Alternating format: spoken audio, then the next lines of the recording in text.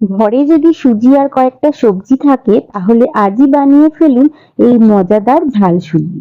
নরম সুগন্ধি আর হালকা ঝাল, পরিবারের সবাই খুব পছন্দ করবে।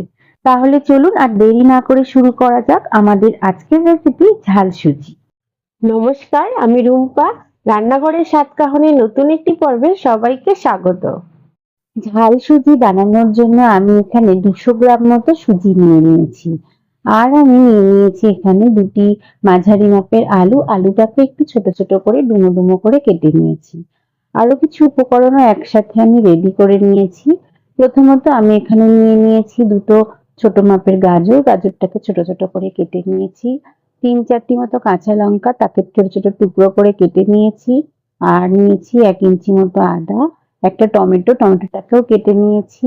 দুটো পেঁয়াজ, পেঁয়াজটাকেও ছোট ছোট করে কুচিয়ে নিয়েছি।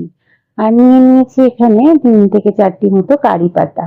আর এখানে নিয়েছি হাফ চামচ হলুদ গুঁড়ো, হাফ চামচ মতো নিয়েছি কালো সর্ষে, একটা শুকনো লঙ্কা, একটা তেজপাতা। আর নিয়ে নিয়েছি স্বাদ অনুযায়ী নুন। আর সামান্য একটুখানি নিয়ে নিয়েছি চিনি। আর আমি নিয়ে নিয়েছি অল্প কিছুটা পরিমাণে চিনিবাদাম। এখন ওভেনে একটা কড়াই বসিয়ে নিয়েছি। কড়াইটা একটু হালকা গরম হলে আমি যে 200 গ্রাম মতো সুজিটা নিয়েছিলাম সেই সুজিটা দিয়ে খুব ভালোভাবে একটু এদিক ওদিক করে নেড়ে সুজিটাকে আমি খুব ভালোভাবে ভেজে নেব। তারপর সুজিটাকে একটা প্লেটের মধ্যে আমি নিয়ে নিলাম। সুজিটা ভেজে নেওয়ার পর আমি ওই কড়াইতে দিয়ে দিয়েছি 3-4 চামচ মতো সাদা তেল। তেলটাও একটু হালকা গরম হলে আমি বাদামটাকে তেলের মধ্যে দিয়ে একটু হালকা ফ্রাই করে নেব। তারপর বাদামগুলো একটা প্লেটের মধ্যে তুলে নেব। তারপর ওই তেলের মধ্যে একটা শুকনো লঙ্কা, একটা তেজপাতা, হাফ চামচ মতো কালো সর্ষে দিয়ে দেবো। তারপর কিছুটা কাঁচা লঙ্কা কুচি, কারি পাতা এবং পেঁয়াজ দিয়ে একটু এদিক ওদিক করে নাড়িয়ে দিয়ে দেবো এখানে গ্রেট করে রাখা আদা। আদাটাকে দিয়ে খুব ভালো করে একটু এদিক ওদিক করে নাড়িয়ে কেটে রাখা আলুগুলোকে দিয়ে দেবো। আলুগুলোকে খুব ভালো করে একটু হালকা আমি ভেজে নেব। আলুগুলো একটু হালকা ভেজে নেওয়ার পর এখানে আমি দিয়ে দেবো কেটে রাখা গাজরগুলোকে। গাজরগুলোকে দিয়েও আলু ও গাজর একসাথে একটু হালকা ভেজে নেব। তারপর এখানে দিয়ে দেব স্বাদ অনুযায়ী নুন। তারপর নুনটাকে দিয়ে একটু এদিক ওদিক করে নেড়ে আমি ঢাকা দিয়ে 10 মিনিটের জন্য রেখে দেব। আর এই সময় গ্যাসের ফ্লেমটাকে কিন্তু লোতে রেখে দিতে হবে। তারপর আমি ঢাকনা খুলে আবারও একটু এদিক ওদিক করে নাড়িয়ে সমস্ত সবজিগুলোকে একটু নাড়িয়ে নেব। তারপর এখানে আমি দিয়ে দেব হাফ চামচ মতো হলুদ গুঁড়ো। হলুদ গুঁড়োটা দিয়েও খুব ভালো করে আবারও আলু আর গাজরটাকে একটু এদিক ওদিক করে নাড়িয়ে নেব। একটু নাড়ানোর পর আমি এখানে দিয়ে দেব ভেজে রাখা সুজি। তারপর সমস্ত কিছু খুব ভালো করে একটু এদিক ওদিক করে মেশানোর পর আমি এখানে দিয়ে দেব ভেজে রাখা বাদামগুলোকে ও দিয়ে দেব অল্প কিছুটা পরিমাণে চিনি। তারপর সমস্ত কিছু খুব ভালো করে মিশিয়ে নেব। আর এই সময় একটু আমি অল্প অল্প করে জল দিয়ে সুজিটাকে একটু এদিক ওদিক করে নাড়তে থাকবো।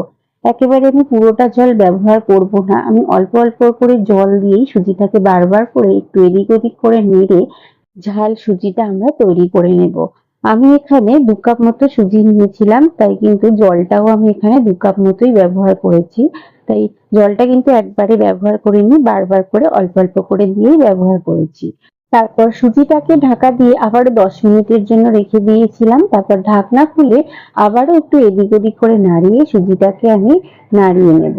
আর দেখুন সুজিটা কিন্তু একদম রেডি হয়ে এসেছে আর একদম কিন্তু ঝরঝরে হয়েছে। আর এইভাবে অল্প অল্প জল ব্যবহার করলে তবেই কিন্তু সুজিটা এরকম ঝরঝরে হবে।